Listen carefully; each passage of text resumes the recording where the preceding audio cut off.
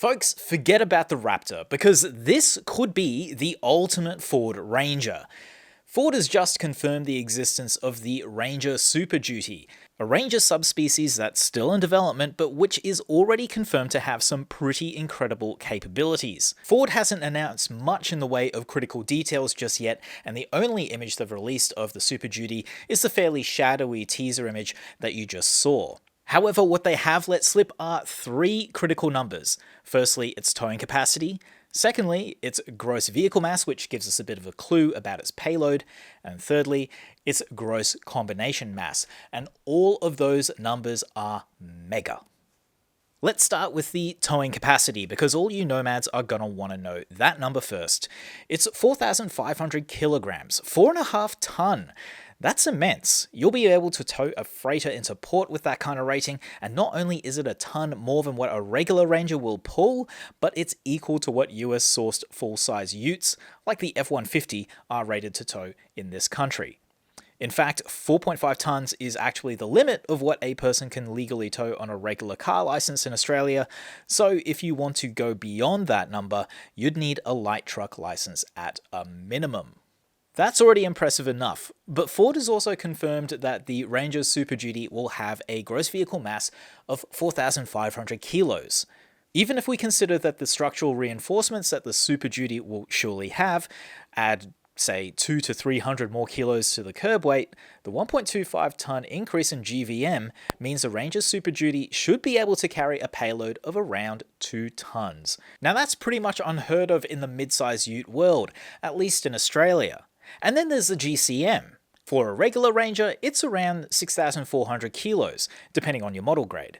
For the Ranger Super Duty, it's going to be a full 8 ton.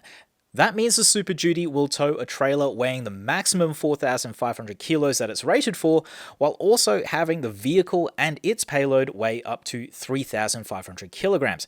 That's a huge weight capacity, and it's actually more than what the F-150 will be able to do with its GCM, which is about 7.7 ton.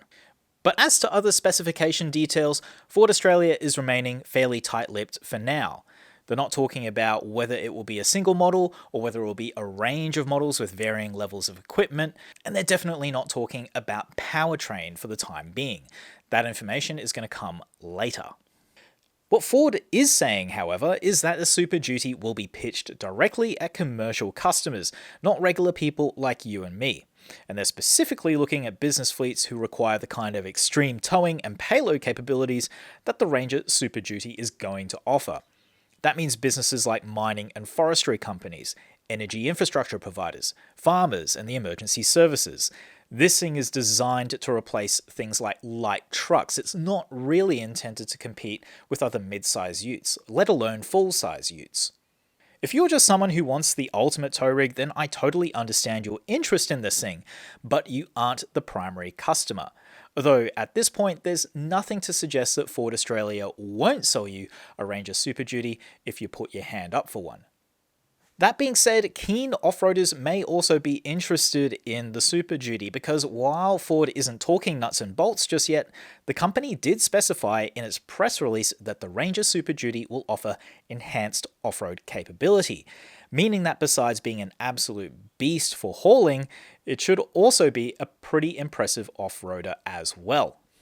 What that means exactly isn't really clear, but whether it's a chunky tire package, or triple locking diffs, or a tall ride height, or all of those things in combination, that's not really clear. You can safely assume, though, that the Super Duty should have more than a few off-road tricks up its sleeve relative to a regular Ranger.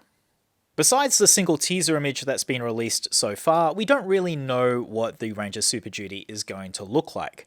But these computer-generated mock-ups, which basically show a roided-up Ranger XL single-cab chassis with a jacked-up suspension, Ranger Raptor wide-body bits, and massive tyres, do give you a general idea of what Ford will be aiming for with this one.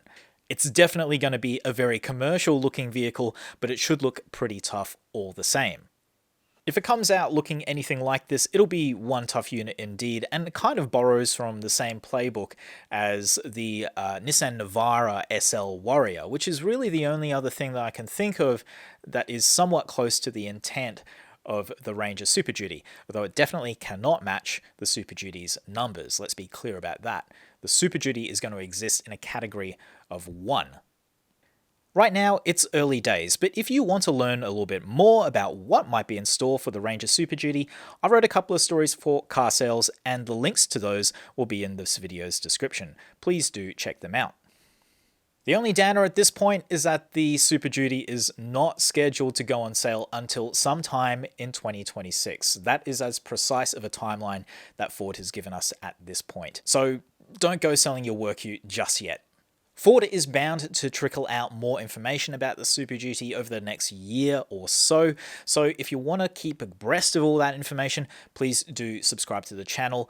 This is a very interesting vehicle with a very interesting set of capabilities, so it's one that I'm going to be following quite closely.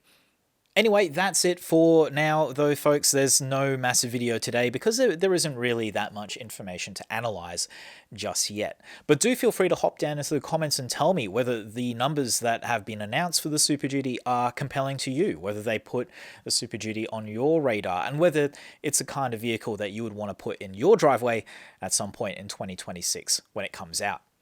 Anyway, that's it for now, folks. I'll see you later. Bye.